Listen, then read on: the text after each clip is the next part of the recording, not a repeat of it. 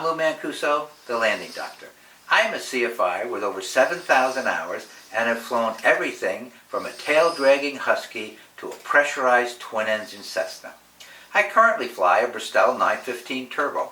I feel safer than I ever have since I started my flying career. Why? Because the Bristell climbs at 1,500 feet per minute. It gets you up to the smooth, cool, clear air in no time at all.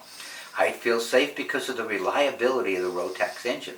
I love the support and maintenance we have for our planes that are always ready for the next flight. I love the fact that it's a two-seat aircraft. In my career, many times I took friends places to go, and I would be pressured to get them back for their jobs, meet their time schedule, push the weather. I love two-seat plane, me and my girlfriend, no pressure, always wonderful. I love the avionics. The Garmin avionics will make you feel gleeful. They're so easy to use. They have more pixels than the competition. The screens are clear. The autopilot's integrated and simple. Just great, great avionics that were similar to what airlines had many years ago.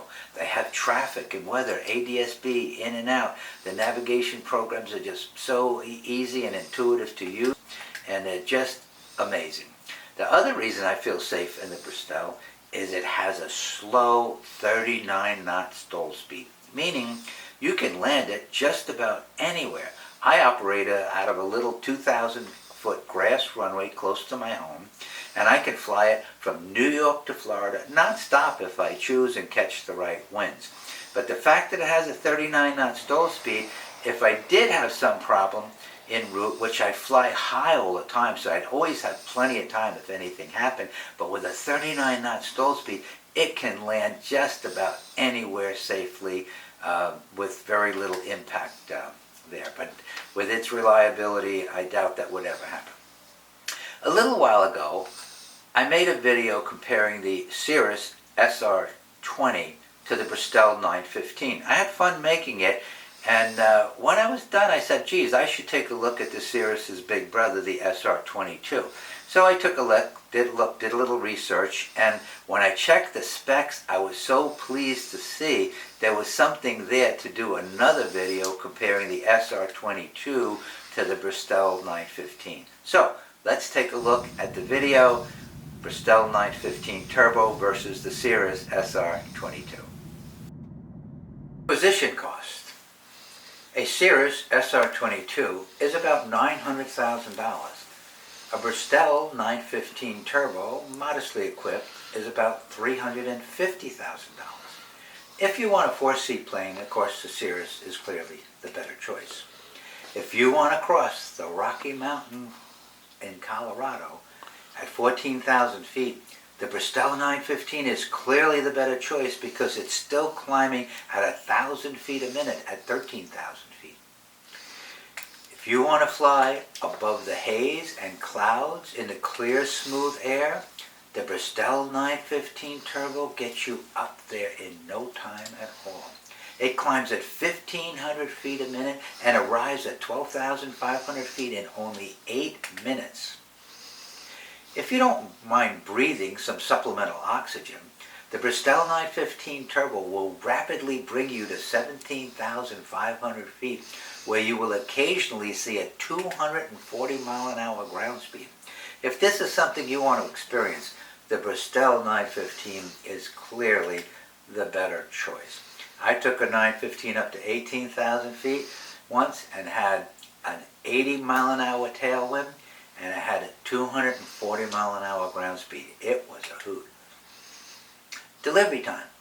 A 915 can be had in about 1 month because 14 months ago we ordered 5 of them, and they're coming every month. The Cirrus SR22 is about 12 months out. In general, you'll find that the 915 Turbo is very economical, fast, comfortable, sexy, and happy on grass runways. The SR22 has 4 seats, but it's a heavier plane, climbs slower, but you would probably find it more comfortable in turbulence. But in a 915, you don't spend any time in the turbulence because you climb right up through it into the smooth, clear air. Service ceiling. The Bristell has a practical ceiling of 17,900 feet, but it is still climbing at 1,000 feet a minute at 17,000 feet, which you need if you want to fly over mountains or get up to the great ground speeds that you get from the tailwinds you get at altitude. The SR-22 has a surface ceiling of 17,500, but that means it can only climb at 100 feet a minute at 17,400. So the SR-22 runs out of oomph because it's heavy and it's not turbocharged. Other points of climb: in the Bristell 915 Turbo, you have a 141 horsepower Rotax engine, giving it 1,500 feet a minute climb all the way up to 18,000 feet, whereas the Cirrus SR-22 with the 310 horsepower Continental is only climbing at 1,270 feet per minute. How could this be? The Bristell 915 Turbo can outclimb a 310 horsepower plane with only 141 horsepower. The reason is the weight. The Bristell 915 has an empty weight of 850 pounds, the SR-22 2,300 pounds. The 915 weighs so much less, and that's how it gets such spectacular climb speed. As far as cruise speed goes, the Cirrus SR-22 will do 183 knots at probably 6,000 or 7,000 feet. But if you take that up to 12,000 or 15,000 feet, that airspeed will drop way down because it doesn't have the turbo. The 915 has 157 knot top cruise speed, but it will probably be faster than the SR-22 when flown up at 12.5, 15.5. So speed is probably comparable on these two planes. Endurance: both planes have approximately 8 hours of fuel, and both planes, when operated in the economy mode, will probably fly over 1,000 miles. So both planes have great endurance and great range. Performance-wise, again, when it comes to range, both planes will go over 1,000 miles. Now, if you're talking about climb over a 50-foot obstacle, that's another story. The 915 will clear a 50-foot obstacle in only 1,200 feet. The SR-22 takes almost 1,900 feet. Cabin width: both planes wide and comfortable, but the Bristell has the edge at a 51-inch wide cockpit on the Bristell, 49-inch wide on the Cirrus. Comfort: both planes are very comfortable, but if it's a hot summer day, you can taxi with the 915 with the canopy open and stay cool on the hottest summer day. Then if you want to fly up at 18,000 feet in the wintertime where it gets very cold, the canopy shuts tightly on a Bristell and the heater works great up there. So both planes, very comfortable. Some of the differences: a Bristell 915 can be flown without a medical, it's ASTM certified, and it can be flown IFR in IMC. The SR-22 requires a medical, it's FAA certified, but it also, of course, can be flown IFR and IMC. Parachute: the Bristell 915 is optional. In the Cirrus, it's mandatory. So why would the BRS recovery system be optional in the 915 Turbo? Well, here's why. The Bristell has a stall speed of only 39 knots, which means you could, in an event of an emergency, you could land the Bristell just about anywhere. And a plane that climbs so fast, you're going to fly high. Even on a short flight, you're going to go up to 10,000 feet. So altitude will be your friend, and if something happened with a 39 knot stall speed, you could land it just about anywhere. Is it really necessary to have the BRS? And we also do a pinch hitter course to teach a spouse how to make a safe landing. In a less than 10 hours, we can teach somebody how to make a controlled landing in a Bristell. The other thing about not having the BRS, you save 50 pounds of weight, enable you to carry more fuel, and a considerable amount of money. When it comes to economy, the 915 totally wins the prize here. Annuals, about $1,200. Cirrus annuals, $7,000. Fuel burn on a Bristell, as little as 4 gallons an hour of auto gas. Cirrus SR-22, 16 gallons an hour of 100 low lead. which has a questionable future. A Bristell, the owner can work on his own plane if he goes through a little course, and an A&P has to work on an SR-22. Starting, the Bristell, crack the throttle 3/4 of an inch, hit the starter, brum, starts every time hot or cold. The SR-22 and that Continental 310 has been known to be very difficult to start when hot. General data. The Cirrus is bigger, longer, taller, which can be a factor when it comes to getting hangar space. The Bristell, with only a 27-foot wide wingspan versus the nearly 40-foot wide wingspan of an SR-22, the Bristell can fit in small economical hangars, or it can find a spot in a community hangar and takes up very little space. Empty weight we talked about. The Bristell achieves its superior climb because it weighs so light. And again, stall speed we talked about. We didn't talk about approach speed. You come in at 55 knots in a Bristell and 78 knots in an SR-22. So you can see, if you had to make an off-airport landing and you have to come in at about 80 knots, the energy at impact is going to be enormous. And in Bristell, you come in at 55 knots, 39 knots stall speed. Again, you can land it just about anywhere.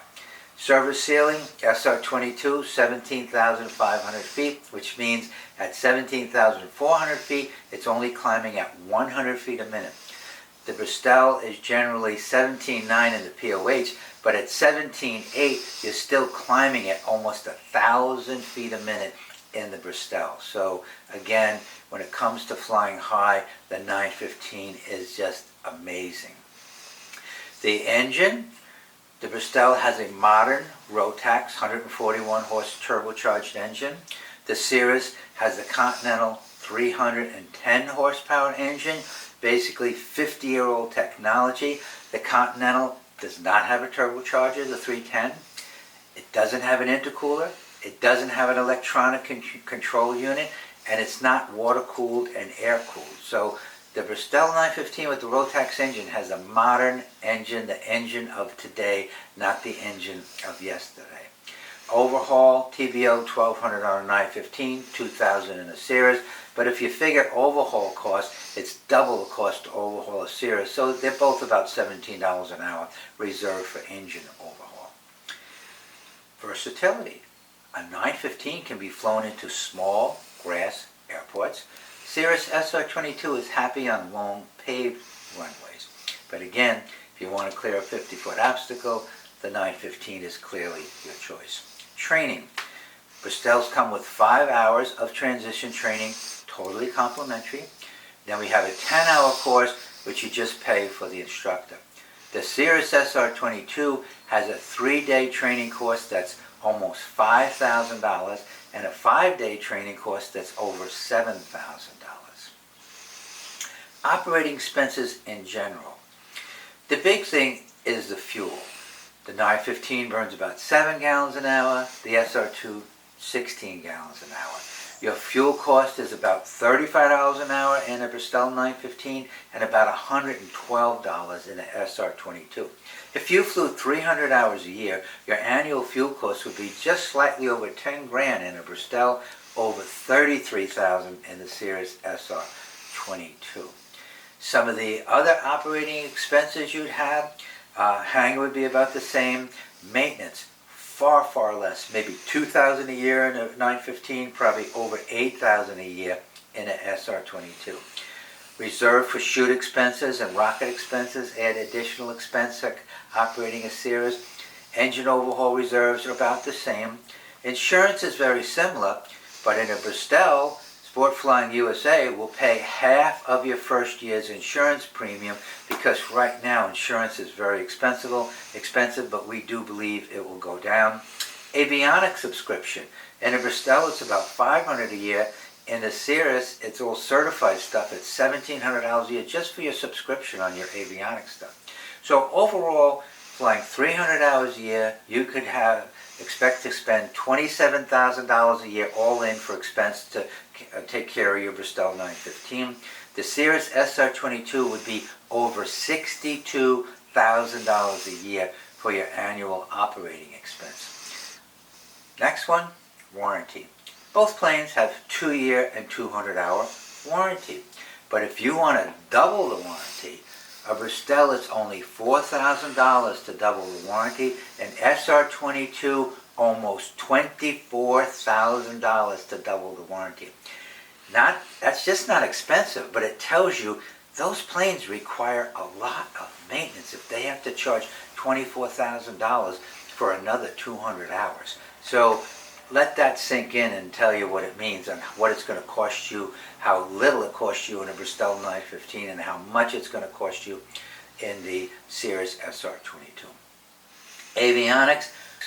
Both planes have amazing Garmin avionics.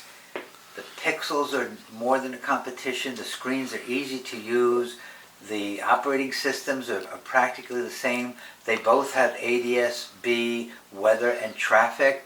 They both have electronic sensory protection, which is an envelope. If you pitch too high or bank too steeply, the autopilot kicks in and takes over, called ESP. Both planes have that. Both planes have a blue level button. You push the button, holds altitude and heading. So the avionics is spectacular in both planes. So as far as that goes, you're going to be gleefully happy with the avionics in both planes. Training. The Bristell 915 has training available in Pennsylvania, multiple locations in Florida, New York, and Missouri. And we can also train a local CFI to do your training. All of our training follows the Landing Doctor training system, which you can learn about at thelandingdoctor.com or on the Landing Doctor channel. And for more information, again, go to thelandingdoctor.com. The Cirrus SR22 training is excellent. Engine safety, engine operations. The Bristell 915 stays cool at altitude because it has an intercooler, an electronic control unit, and it's both water and air cooled. So the 915 runs nice and cool because of the features of the new modern engine.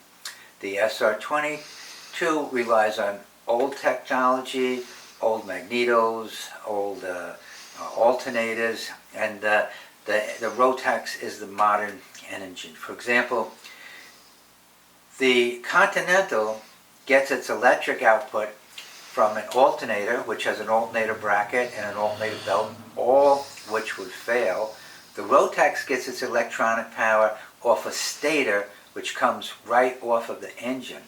For starting, the Continental has magnetos.